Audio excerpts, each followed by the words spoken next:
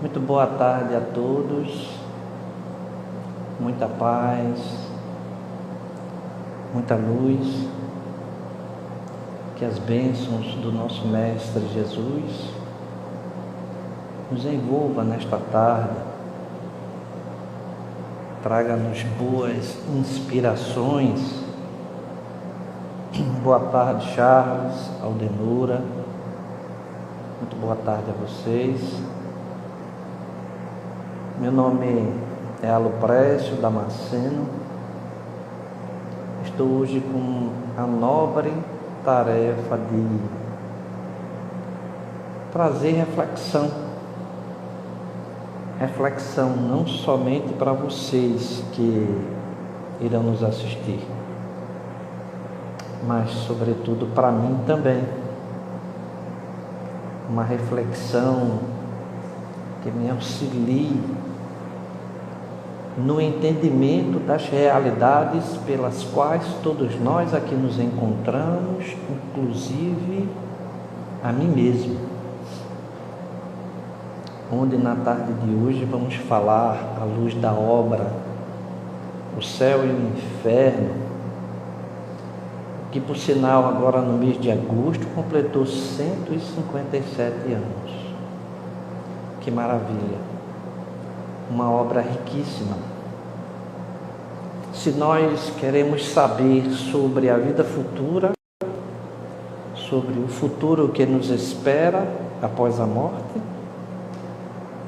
muito embora nós sejamos aqueles que ainda algerizamos a morte, ainda não conseguimos fazer as pazes com ela, ainda somos pessoas que tememos a morte. Desculpem. Em função dos nossos conhecimentos sobre a mesma, em função dos nossos esforços também, como iremos ver no decorrer do trabalho. Mas será de trabalharmos as nossas compreensões e o aprendizado que chegaremos lá. Vamos fechar os nossos olhos nestes momentos, porque a cada início de tarefa, a nossa conduta precisa ser esta: a de podermos entrar em sintonia com Deus, com Jesus, com o mais alto, buscando as concessões, não para o que nós queremos, mas para o que nós necessitamos de fato. Então, que ergamos os nossos pensamentos ao mais alto e que possamos dizer: Pai nosso que estás no céu, santificado seja o vosso nome. Venha a nós o vosso reino. Seja feita a vossa vontade, assim na terra como no céu. O pão nosso de cada dia nos dai hoje. Perdoa as nossas ofensas, assim como nós perdoamos a quem nos tem ofendido. E não nos deixes cair em tentação, mas livra-nos de todo mal. Que Deus, Jesus, o mentor espiritual desta casa de oração e de trabalho, que é o Seno, de Djalma Montenegro de Farias, o mentor espiritual da nossa casa de oração e de trabalho, João Soares de Oliveira, possamos estar unidos, todos, numa única sintonia, buscando as melhores razões do aprendizado. Que Deus e Jesus nos abençoe. Vejam, o tema que me foi dado para que nós possamos refletir será à luz da obra Céu e Inferno, como disse antes, e é o capítulo 2, né, desta obra, segunda parte, tá? segunda parte, porque tem a primeira parte e a segunda, que são os espíritos felizes. E a gente poderia começar com uma pergunta, né? Que é momento de reflexão. Será que a felicidade existe no nosso seio, onde percebemos tanto sofrimento, tanta dor, tanta angústia, tanta tristeza, tantas perdas, não é? Como no decorrer destes anos que passou e que se está passando aí agora, em função desta enfermidade, quantas perdas não se sucederam, e até mesmo conosco mesmo, em muitos casos. Sim, porque é simples eu falar das dificuldades e dos problemas para os outros,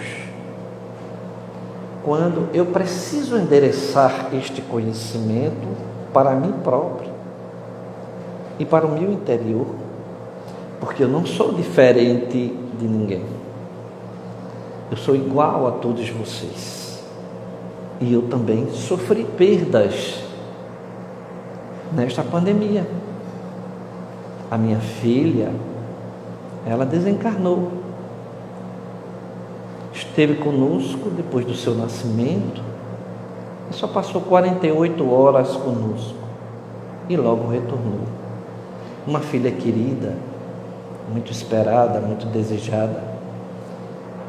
Então, como diante de tanta dor, de tanto sofrimento, essa perspectiva de ser feliz, é preciso que entendamos que o planeta Terra é um planeta de terceira ordem, como muitos sabem. É um planeta de provas e de expiações. Então, já está dizendo tudo.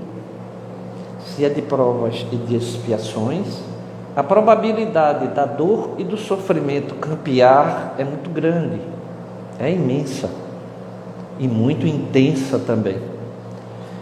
E não vai ser assim, de um momento para o outro, que todo este sofrimento, toda esta dor, todas estas angústias, todas essas capacidades que, de certa forma, as próprias leis de Deus, elas deixam, não é, nas nossas necessidades de progredir, à custa de muitas lágrimas,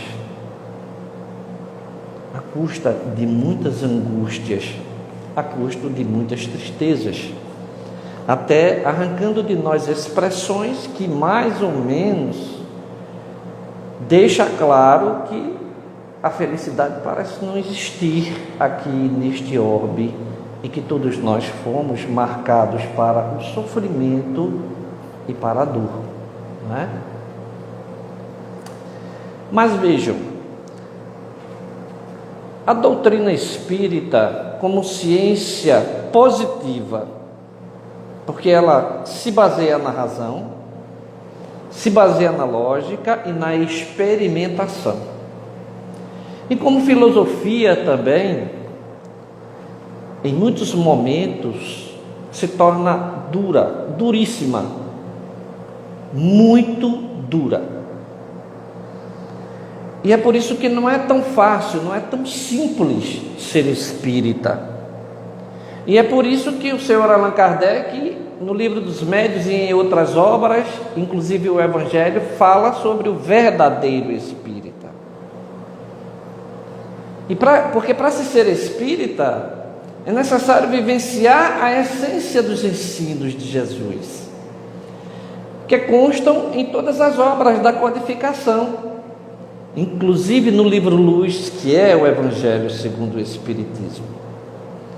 E muitas vezes, para que nós realmente possamos vivenciar estes princípios, que é onde está o X da questão, é aí, que é onde está a nossa condição, a capacidade de evoluir, é aí. Não é pelo que eu falo, não é pelo que eu digo, não é pelo conhecimento que eu vou transmitir para vocês, mas é na minha vivência, no decorrer do dia a dia. Porque os conhecimentos e os estudos são essenciais e necessários. E porque somos pessoas muito inteligentes para absorver esses conhecimentos. Agora, o que é que nós vamos fazer com eles? Aí é uma outra questão. Porque muitas vezes, para vivenciar os ensinos espíritas, se faz necessário você se anular. Se faz necessário eu me anular. E nem sempre eu vou estar predisposto a essa situação. E é por isso que muitos dizem, já se tornou um jargão no meio espírita, ao dizer que é muito difícil. Mas não há dificuldade para aqueles que desejam de fato, com ardor, e que, depositários de uma vontade firme, tenha como meta essa proposta. Se, ao absorver esses conhecimentos, nos transformarmos em ação, significa dizer que realmente vamos nos tornar os verdadeiros espíritas. Mas aí, porque todas as outras obras da codificação, elas surgiram, elas são ramificações de cada um dos livros contidos no Livro dos Espíritos. E aí tem um capítulo que se intitula o primeiro, da terceira parte, que condiz com essa obra, que é o Céu e o Inferno, das penas e gozos terrestres.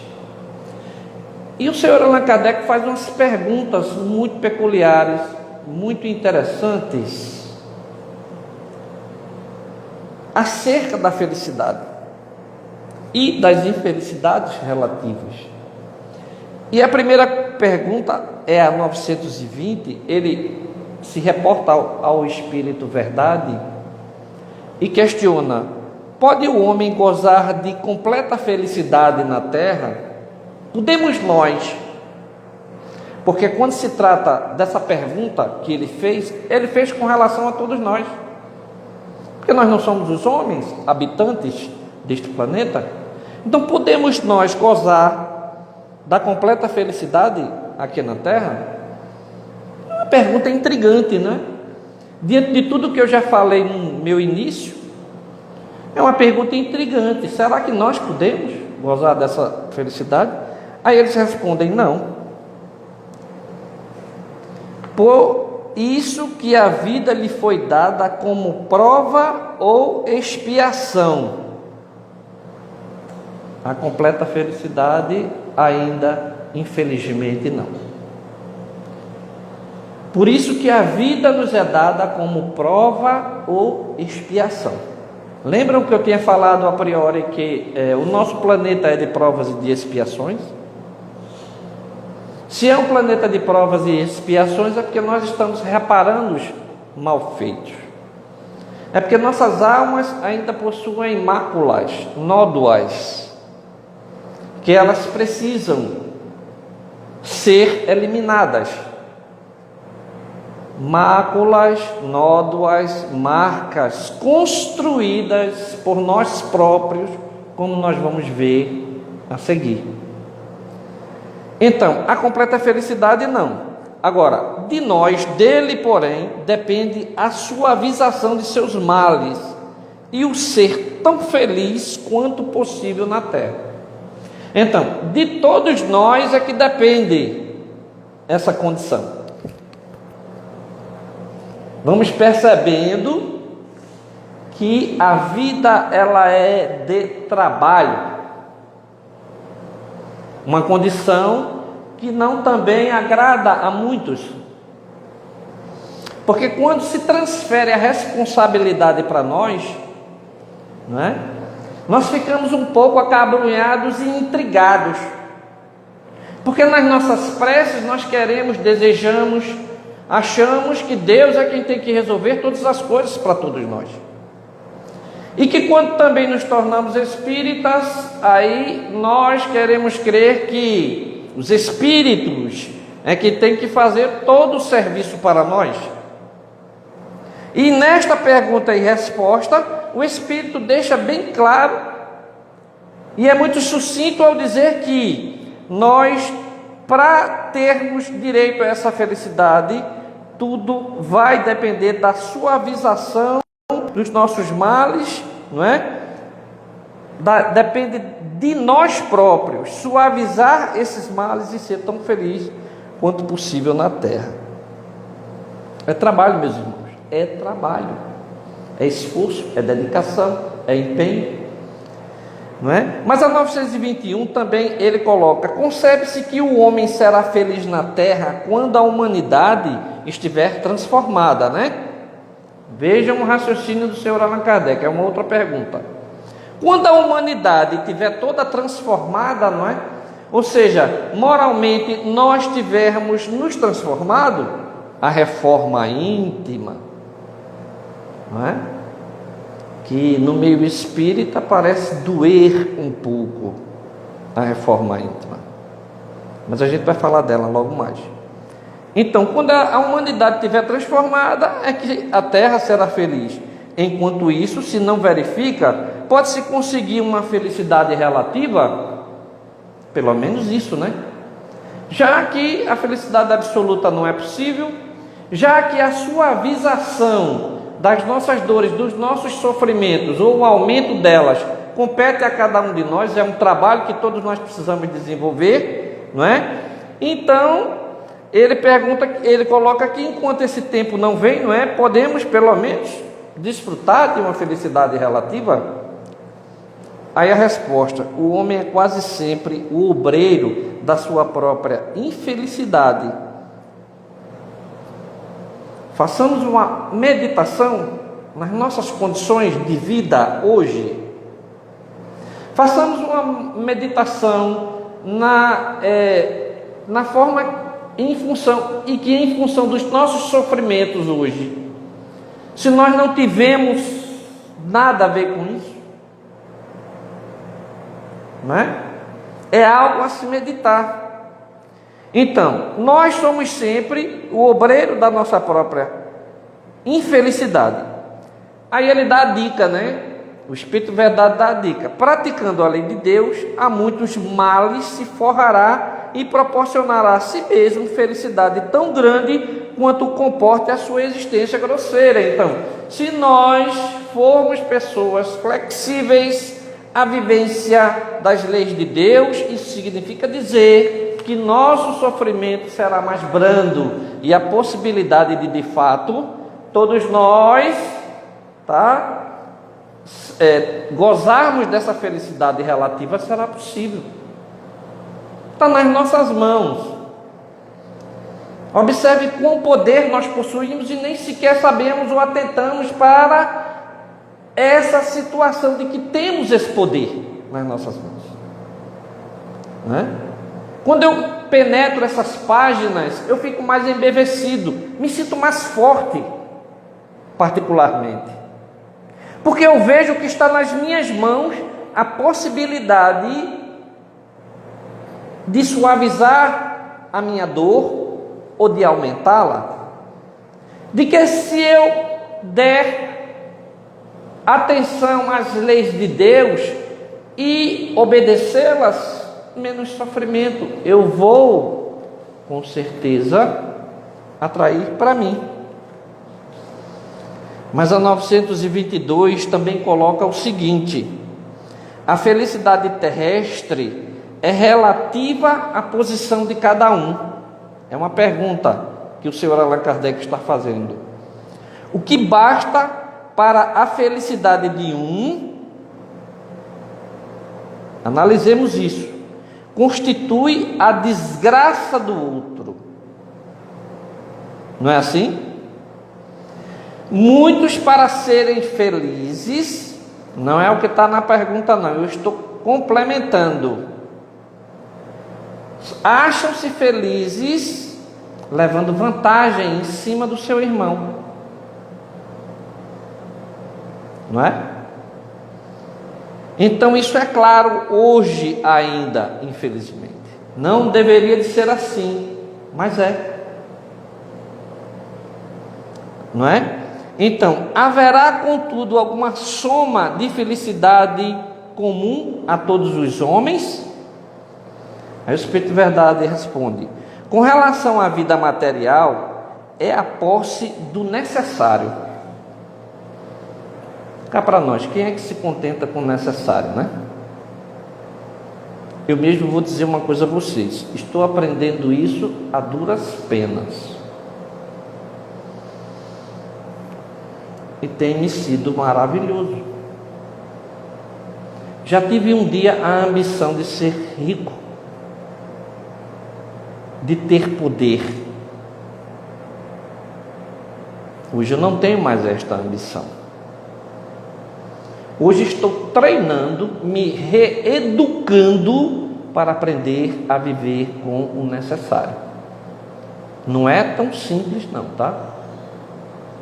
Porque os nossos desejos, as nossas aspirações, as nossas buscas, o nosso egoísmo, o nosso orgulho, impele-nos a, muitas vezes, vivenciar certas atitudes que não condiz com estes ensinos. Mas a dica do Espírito de Verdade é essa: se queremos gozar de uma felicidade relativa, aprendamos a viver com o necessário. Com relação à vida moral, a consciência tranquila e a fé no futuro. Então, se nós tivermos a consciência tranquila com relação ao lado moral, né? De que não precisamos dar passos largos ou crescer a custo da desgraça dos nossos semelhantes. Isso é trabalhar nossas condições morais. Então, quando buscamos vivenciar isso na prática, as nossas consciências nos deixam tranquilos. Isso é uma forma de ser e de estar feliz também. Então percebam que essas perguntas e respostas muito bem dadas, com base nas experiências de vida que todos nós estamos estagiando, permite-nos a sublime condição de ser feliz, de nos tornarmos espíritos felizes, ainda que relativamente. Mas ainda para finalizar essa pergunta, a 922, o Espírito Verdade ainda coloca que além desses elementos que acabei de citar aí atrás, tá? Esses 3 elementos, que é trabalhar a posse do necessário. Se o supérfluo tiver de vir e mais, Deus nos abençoe. Mas trabalhar a vivência do necessário é o que vai nos garantir, sem explorar ninguém, sem querer nada de ninguém, sem passar por cima de ninguém e sem ser feliz à custa da desgraça alheia. Esta é a condição para termos a felicidade relativa. Então esse fator, o necessário, né? E com relação ao lado moral, a consciência está tranquila. Porque se as minhas aquisições, elas foram produzidas sem causar danos mal a ninguém, a minha consciência vai estar tranquila. Eu vou dormir sossegado, com a certeza de que não tenho nada contra o meu próximo, com a certeza de que fiz as coisas certas. E cá para nós, a consciência pesada traduz-nos grave, grande, imensa infelicidade. Então esse também é um dos caminhos para gozarmos da felicidade relativa, muito embora estejamos fadados a este plano de provas e de expiações. E aí, por último, a fé no futuro. Ele coloca: a fé no futuro é aquela que deixa claro que nós não só temos esta existência, que tivemos outras e que vamos ter outras no futuro. De que depois da morte, a morte não cessa a existência de todos nós, como individualidades. Que o Espírito ele continua bem vivo e que vai continuar agindo intensamente, perenemente do outro lado da vida. Não é isso que a gente vê? Ah não, eu vou eliminar o meu inimigo, porque eu não quero ele na minha presença. Você elimina o inimigo do âmbito físico, mas ele continua muito bem vivo no plano espiritual e vai te apoquentar por muitas e muitas existências. São as obsessões tratadas nas casas espíritas por desequilíbrios nossos, por desajustes íntimos de cada um de nós, e que comprova claramente a vida futura, porque deixa claro que a vida ela continua, não se encerra após a morte. Então, meus irmãos, estamos muito enganados se achamos que as soluções para a nossa felicidade temporal, com base numa única existência, ela se basear na retirada daqueles que sejam para nós um pedrouço ou até mesmo um obstáculo, achando que eliminando essas criaturas elas deixarão de existir e seremos muito felizes. Ganharemos uma consciência pesada, uma dívida com esta criatura que continuará bem viva na vida futura e que vai nos perseguir por um bom tempo, fazendo que adentremos as casas espíritas em situações precárias, difíceis, e que em muitos casos talvez até nem se resolva com uma única existência. Mas a 923, para fechar o livro dos Espíritos e entrar propriamente dito na parte do céu e o inferno, muito embora entendam os senhores, entendam as senhoras, que o livro Céu e Inferno ele deriva do livro dos Espíritos, exatamente desta parte em que nós estamos nos reportando ao que foi escolhida por mim para a execução desta tarefa. Então nós estamos falando de céu e o inferno de toda forma. E aí, a 923 ela é perfeita. E o senhor Allan Kardec pergunta o seguinte: o que para um é supérfluo, não representará para outro o necessário e reciprocamente, de acordo com as posições respectivas? Não é? O que para uns é supérfluo, não é? Não representa para outros o necessário, não é uma verdade? Existe uma lição no Evangelho que diz assim: da sobra da mesa de cada rico daria para alimentar milhões de pessoas. Aí você para observar, não é para analisar, para se autoanalisar. Eu não sou rico, mas eu tenho uma mesa farta, que pelo meu próprio descuido, pelo descuido da minha esposa, o egoísmo nosso, muitas sobras nossas são atiradas no lixo. Aí, muitas vezes a gente leva este postulado somente para os ricos. Não é somente para os ricos, é para nós também. Porque muitos de nós somos aquinhoados com as 3 refeições e nos sobra, e as nossas sobras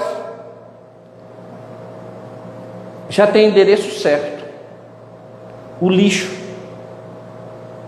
Então, se nós pudéssemos nos unir dentro dos princípios e dos preceitos das leis de Deus, de amor, da prática da caridade, um pouquinho que nos sobra, poderíamos juntar e endereçar aquele que tem menos de 3 refeições por dia, ou que sequer até só tenha uma.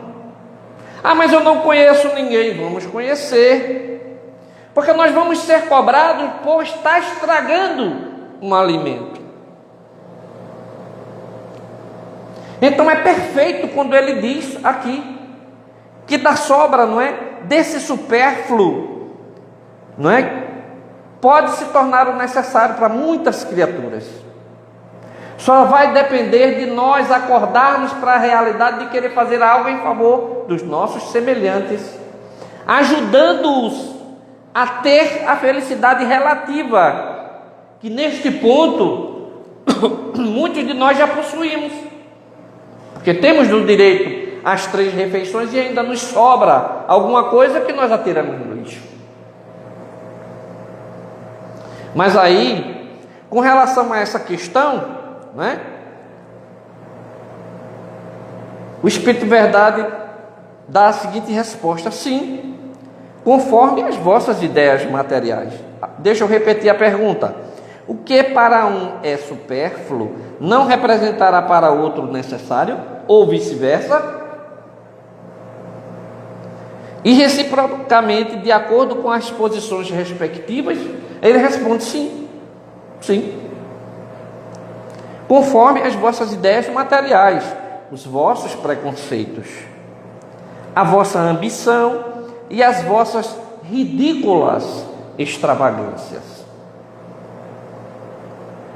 a que o futuro fará justiça. Eu achei muito forte, viu, essa pergunta e essa resposta. Quando compreenderdes a verdade. E muitas vezes a ficha só cai, não é quando a gente está aqui no corpo de carne, não, é quando a gente volta para o plano espiritual, a vida futura. E com certeza não vamos estar na condição dos espíritos felizes, que é o tema da tarde de hoje. Vamos estar no rol dos espíritos sofredores.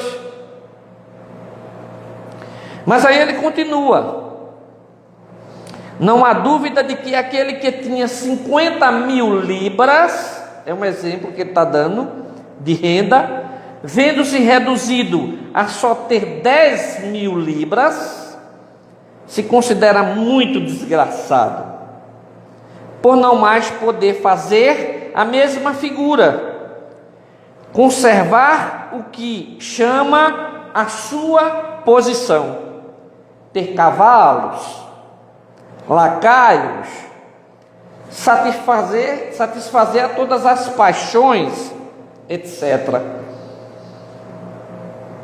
Acredita que lhe falta o necessário, mas francamente, achas que seja digno de lástima quando ao seu lado muitos há morrendo de fome e frio, sem um abrigo onde repousem a cabeça? O homem criterioso, a fim de ser feliz, olha sempre para baixo e não para cima, a não ser para elevar sua alma ao infinito. Eu achei esta questão fantástica. E esta resposta dos espíritos perfeita. Perfeita.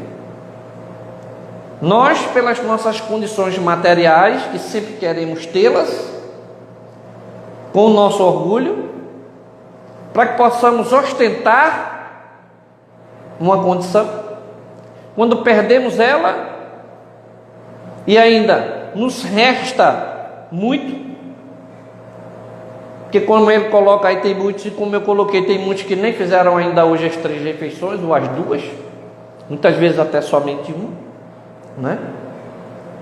Então é perfeito quando ele diz: o homem que quer trabalhar a sua felicidade, ele olha para baixo, e se ele resolver olhar para cima, é buscando se elevar acima, ao infinito.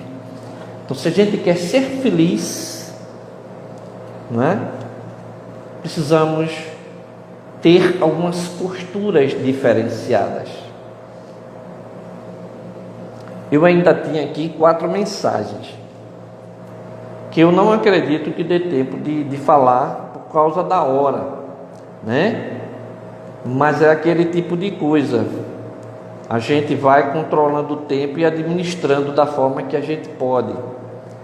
Então, mas existem umas lições do Evangelho que são muito fortes com relação à questão da felicidade, não é?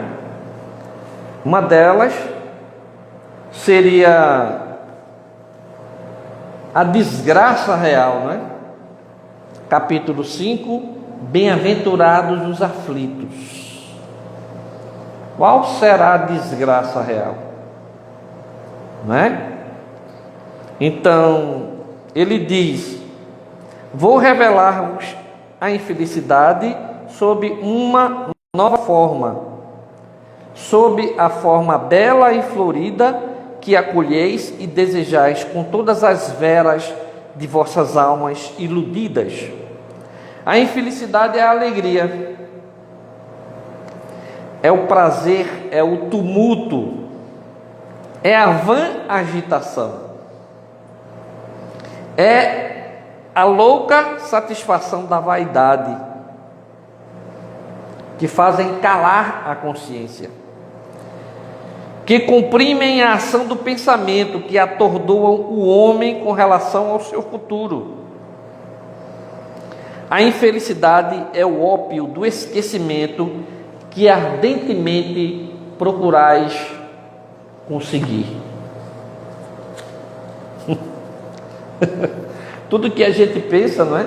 Que materialmente nos dá e nos traz a felicidade, é exatamente, não é?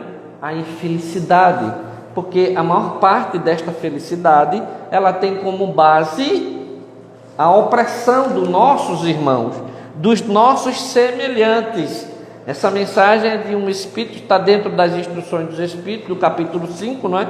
Bem-aventurados os aflitos, e é de Delfina de Gerardin. Então a gente observa que ela é bem clara nesse sentido, que a verdadeira infelicidade é os nossos sorrisos hoje, quando fizemos alguém de bobo, quando tivemos ou levamos vantagem sobre alguém e ficamos contentíssimos, alegres, porque encontramos, não é, num linguajar mais vulgar, besta, para que a gente pudesse tirar as vantagens dele. E não é bem assim. Essa não é a verdadeira felicidade. E muitos riem, e muitos galhofam, não é? E muitos se vangloriam da sua inteligência para esses feitos, sem levar em consideração de que na vida futura a consciência pesada, ela vai nos cobrar a reparação e vamos ter de voltar em condições muito tristes, em função das tristezas que nós causamos aos nossos semelhantes. E quantos de nós não estamos vivenciando isso hoje? Porque se hoje eu não faço mais isso, anteriormente eu já fiz. E aí então, eu vou reparar com lágrimas, na mesma proporção ou até maior, arrastando a existência ainda mais miseráveis, em função do fato das lágrimas que eu fui o causador para o meu irmão. Então, muito cuidado com as nossas ações. Se desejamos ser relativamente felizes, precisamos atentar para essas observações, para essas orientações que o Espírito Verdade nos traz na tarde de hoje. Isso se queremos ser espíritos felizes. Aí a gente vai para o céu e o inferno e abre o capítulo 2, Espíritos Felizes, com a mensagem de um espírito ou de um senhor chamado Samson, ex-membro da Sociedade Espírita de Paris. É interessante nós observarmos exatamente, Aldeidora, é a lei de ação e de reação. A gente age, planta para colher, tá certo? e vamos colher, viu? Com toda a intensidade de força. Somos semeadores. Essa aqui é a grande verdade. Estamos lavrando um terreno que, ao plantarmos as nossas sementes, elas irão frutificar e vamos ter de colher cada uma delas. Mas aí este Senhor, e é interessante observar neste capítulo da obra O Céu e o Inferno, né? Que com muita propriedade, o codificador, não é? Como experimentador também, que era, né? Homem de ciência, filósofo, profundo filósofo, né? De uma filosofia voltada para a realidade de todos nós. Não era aquela filosofia fictícia, cheia de ideias mirabolantes, não. Mas uma filosofia com base nas nossas experiências de vida, experiências vivenciadas por muitos naquela época em que ele aqui, não é, passou por este orbe, e que se sucede, porque nossa condição evolutiva, eu digo sempre, ela é de par uns com os outros. Se existe alguém um pouquinho mais acima, mas logo poderemos trabalhar para subir também, só depende de cada um de nós. Mas no comum, a maior parte da nossa condição evolutiva está assim, nivelada. Então essas histórias, elas se repetem, e se repetem com uma intensidade de força muito grande. E é preciso que a gente consiga, não é, se libertar desses atavismos que estão impregnados nas nossas almas, reminiscências de outras filosofias em outras existências, que nós as adotamos,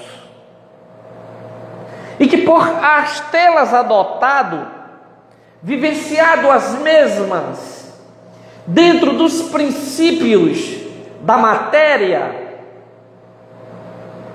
só e somente só da matéria,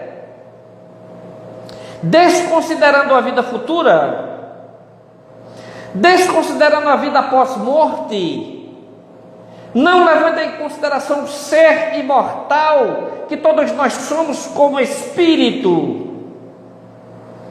é que estamos hoje amargando grandes, graves e sérios sofrimentos e dor, o que não nos torna e não nos deixa ainda na condição de ser e de estar como espíritos felizes. É como quando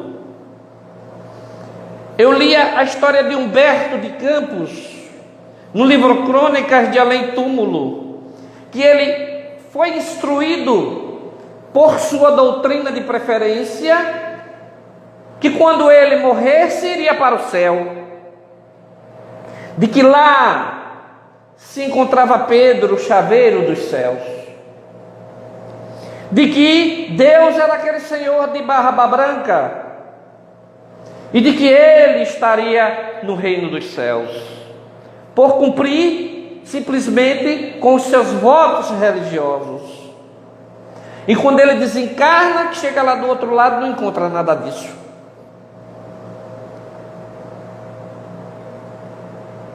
E é obrigado a viver de favor em um casarão de amigos que estavam em condições mais medianas que a dele. E quantos de nós não estamos desencarnando assim, nessas mesmas condições, em função de não trabalhar esses conhecimentos que nos auxilia a ser melhores, que vai nos impedir de chegar do outro lado da vida como náufragos, assim como foi André Luiz e assim como foi Humberto de Campos, logo no princípio.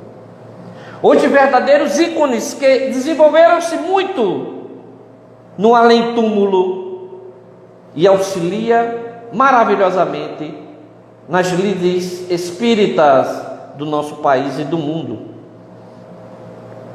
Então é preciso trabalhar esses conhecimentos, essas ideias, pararmos para reflexionar nas mesmas, com base nessas experiências desenvolvidas praticamente pelo mestre de Lyon, onde aqui o que me chama a atenção e me deixa a observar quão fantástico era este irmão,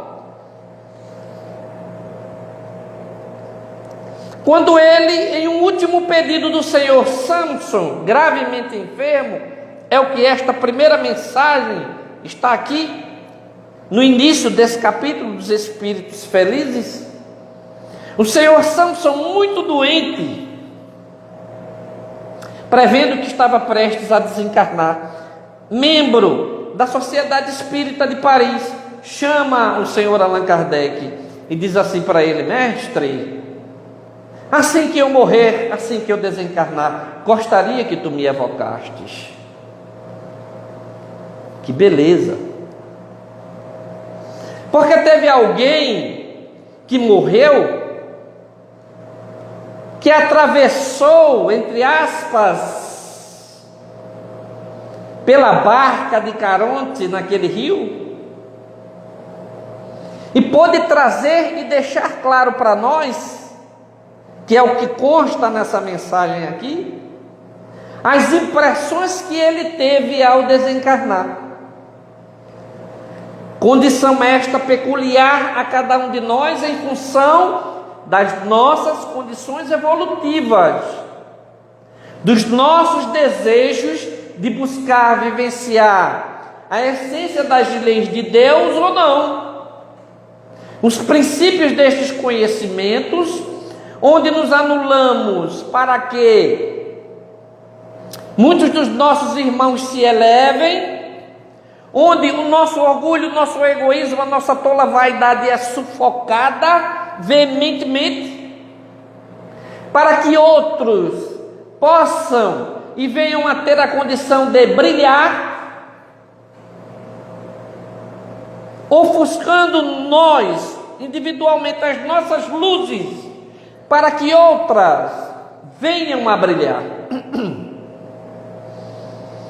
E aí, vivendo desta forma, quando no momento do trespasse, perceberemos o espírito feliz que está ali, que foi o caso do senhor Samson, porque teve a autorização do Mestre Jesus para que ele, logo após que desencarnasse, ao ser evocado, ele viesse trazer as suas impressões como espírito desencarnado. E vale a pena salientar para todos os senhores de que às vezes a gente acha que não existe espíritos felizes, não é verdade? De que no mundo só há a infelicidade. Se os senhores consultarem esta obra, os senhores vão ver que nesse capítulo 2, os espíritos felizes é dedicado da parte do senhor Allan Kardec, por sinal é a parte que mais tem comunicações dos espíritos. Ele simplesmente dedicou aos espíritos felizes 58 páginas. Aos espíritos em condições medianas, 26 páginas. E aos suicidas, que ele também trata nesta obra, 28 páginas. O que deixa claro que o senhor Allan Kardec, apesar de o nosso planeta ser de provas e de expiações, apesar de estarmos às voltas e viravoltas com tanta dor, com tanto sofrimento, com todas as angústias, com tantas tristezas, nos achando infelizes, mas ele quis demonstrar que a felicidade ainda é em maior número no nosso meio. Porque todos os espíritos que trazem as suas comunicações nessas condições de espíritos felizes, eles são felizes, relativamente felizes, porque cumpriram com as leis de Deus, porque obedeceram às leis de Deus, tá? Então, o senhor Samson, ele traz as impressões dele.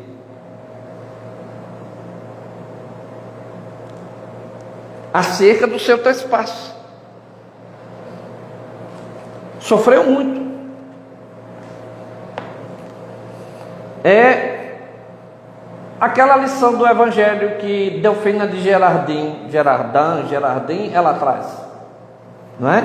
Que eu acabei de citar para vocês, a desgraça real. Porque ele não viveu para um mundo,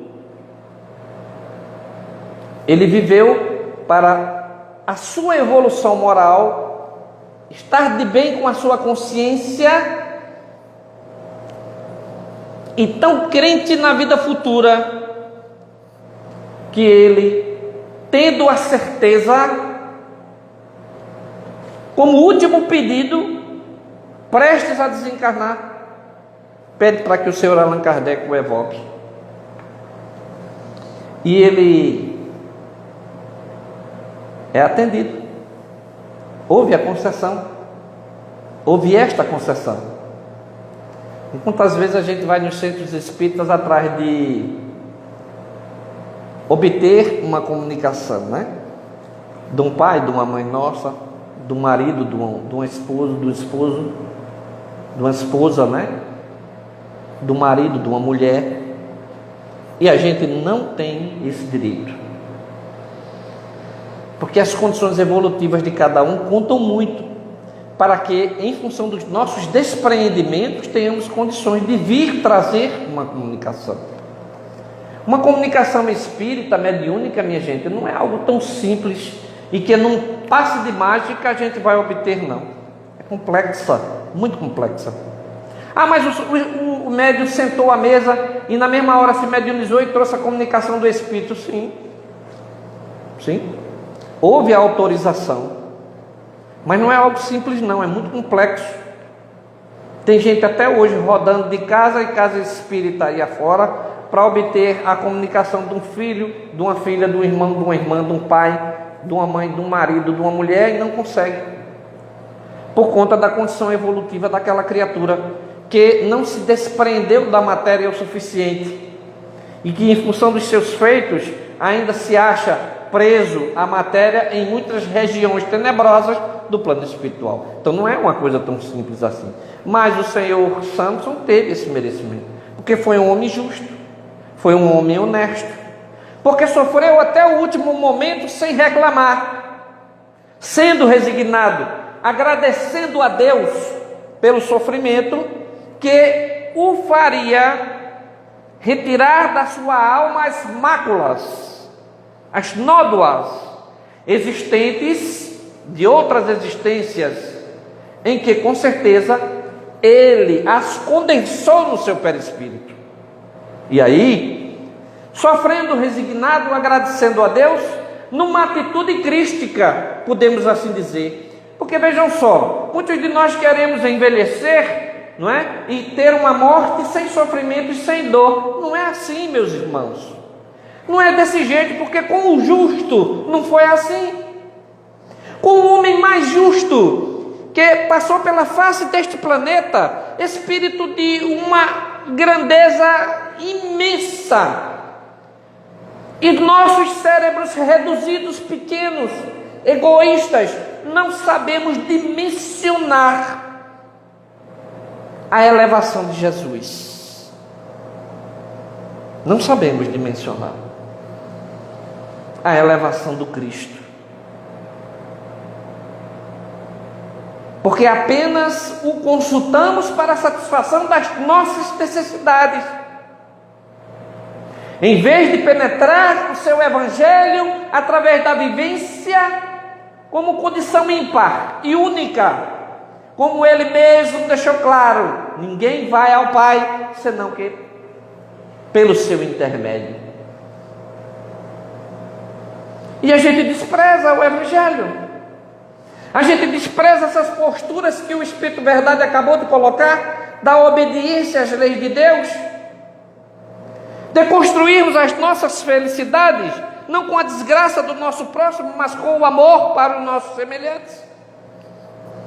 Não algerizando o sofrimento, como Delfina de Gerardin coloca, porque ele faz jus às nossas imperfeições e malfeitos do passado. Nós não temos essas posturas e essas atitudes, como é que nós não vamos sofrer? Como é que nós não vamos desencarnar em sofrimento e em dor? Como é que muitas vezes não vamos penar por longos meses em cima de uma cama? Se a nossa postura a vida inteira foi essa, de ser um egoísta, um orgulhoso, um vaidoso, um ambicioso, aquele que levou vantagem em cima dos seus semelhantes, como não ir parar nas trevas, nas zonas umbralinas? Como? Se as nossas posturas e ações têm sido essas. Mas já foi diferentemente com o Senhor Samson, um homem justo, que procurou servir ao seu próximo, dentro dos preceitos da caridade e do amor, dentro da vivência dos postulados espíritas, porque ele estava de par ali com o senhor Allan Kardec. E eu ainda citaria também a de outro médico, o Dr. Demery, que eu não sei falar francês, mal falo português, porque esses nomes eram todos franceses. Médico dedicado ao próximo, que deixava as consultas, prestem bem atenção, deixava as consultas remuneradas a custos altos para outros médicos, porque ele via a classe mais pobre e necessitada. Eram esses que ele assistia, muitas vezes se privava. Realmente este valorizou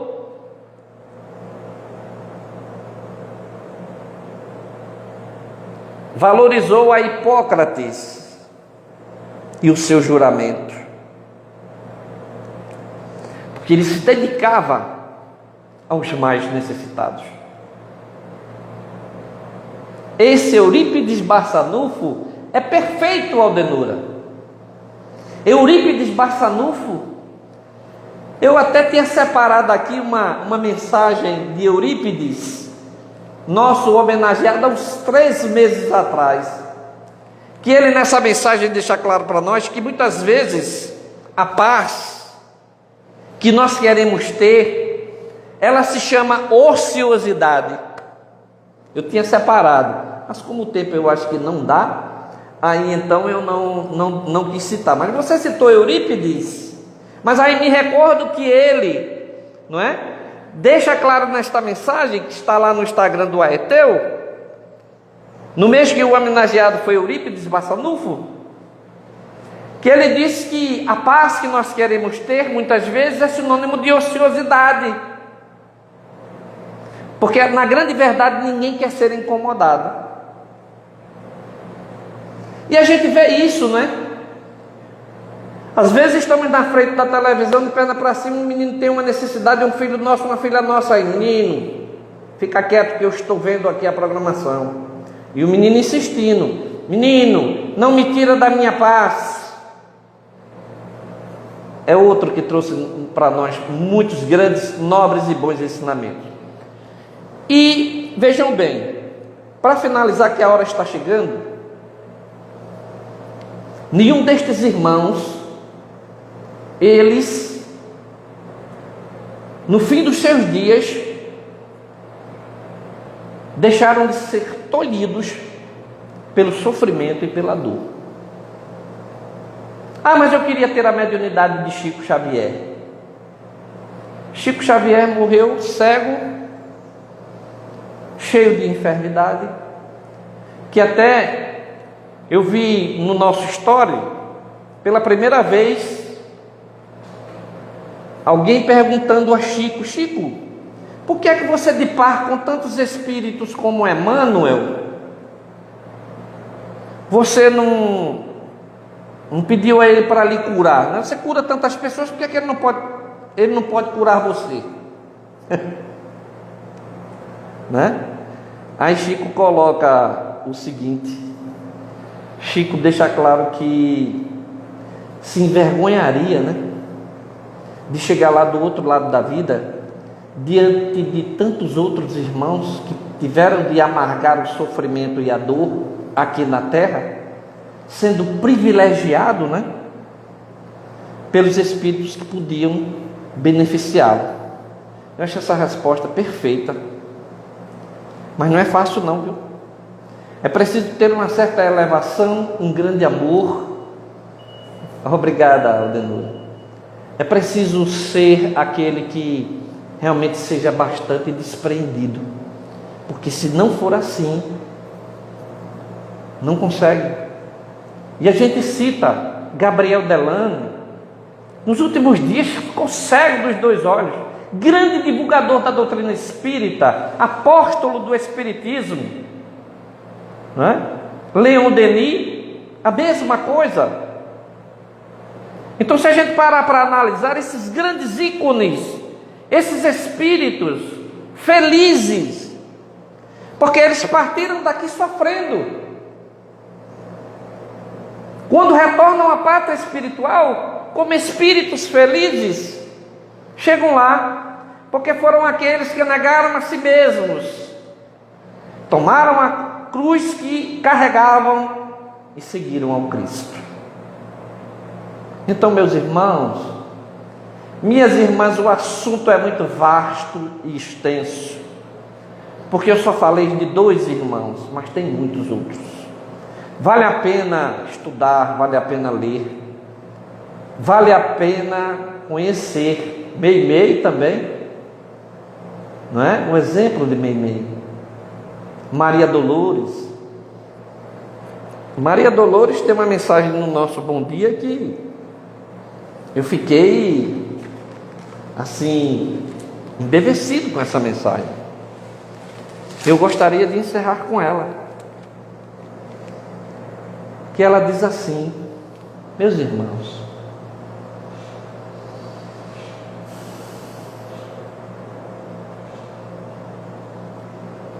ainda somos muito pequenos, muito pequeninos.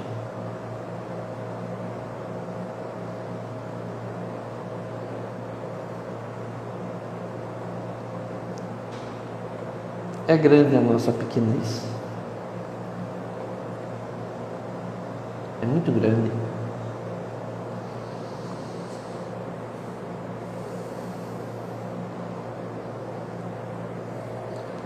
Maria Dolores coloca assim: Jesus,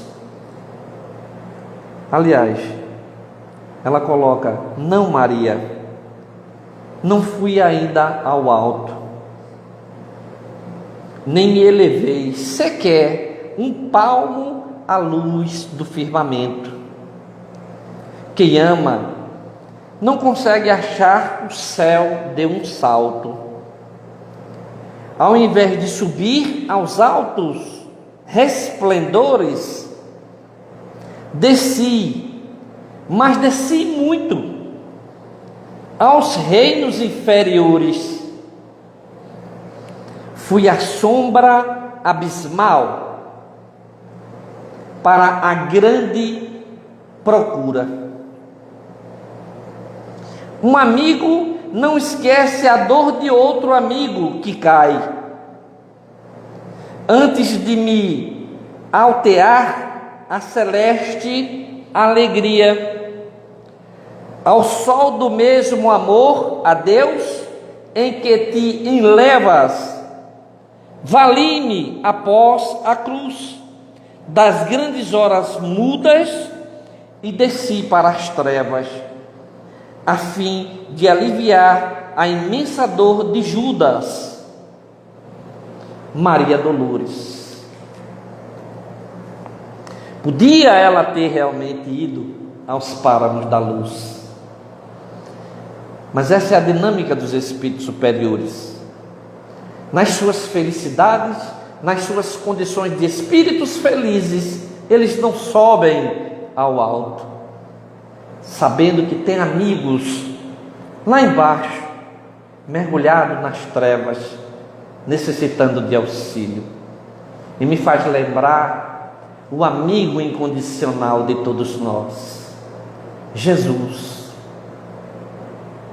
este rei estelar, este espírito de quinta grandeza, este anjo que desceu de lá de cima, se corporificou do nosso meio, sofreu tudo o que sofreu e ainda hoje trabalha para que todos nós possamos emergir do lamaçal em que nos encontramos mergulhados. Então, meus queridos irmãos, minhas queridas irmãs, Deus nos abençoe. Muito obrigado por suas atenções. Muito obrigado ao Seno. Exato. Doutor Bezerra faz isso, já deveria ter saído daqui, não é? Ele faz isso sim, está conosco ainda, velando por cada um de nós. Pois que como ele, na sua petição a Maria, né, onde houvesse uma lágrima correndo aqui, ele gostaria de trabalhar neste óbito para ajudar a todos nós. Então, eu fico feliz de ter estado nesta tarde com vocês. Fico feliz pelos conhecimentos adquiridos, que eu rogo a Deus nosso Pai, a Jesus nosso irmão maior, aos bons espíritos de luz, que eu possa transformar em ação. Um abraço muito forte para todos vocês. Um abraço muito forte aos que fazem o Centro Espírita 9 de outubro. Muito obrigado aos mentores espirituais das nossas casas. Muito obrigado por estes momentos de paz. Muito obrigado por estes momentos de reflexão. Muito obrigado por estes momentos de luz. Possa, Senhor Jesus, abençoar-nos nestas horas, fortalecendo-nos ante a jornada que todos nós precisamos de seguir, encorajando-nos, a fim de que diante das dificuldades não venhamos retroceder, mas muito pelo contrário, cada vez mais nos sentir estimulados a ir adiante. Esta paz que ora reina neste ambiente, de forma virtual ou presencial, continue a reinar e a envolver-nos, dirigindo-nos, encorajando-nos, sustentando-nos na jornada, a fim de que possamos, quem sabe, na vida futura, prestes a sair daqui, saiamos como espíritos felizes. Muita paz, muita luz, que Deus nos abençoe. Um grande abraço para todos vocês do meu coração. Muita paz.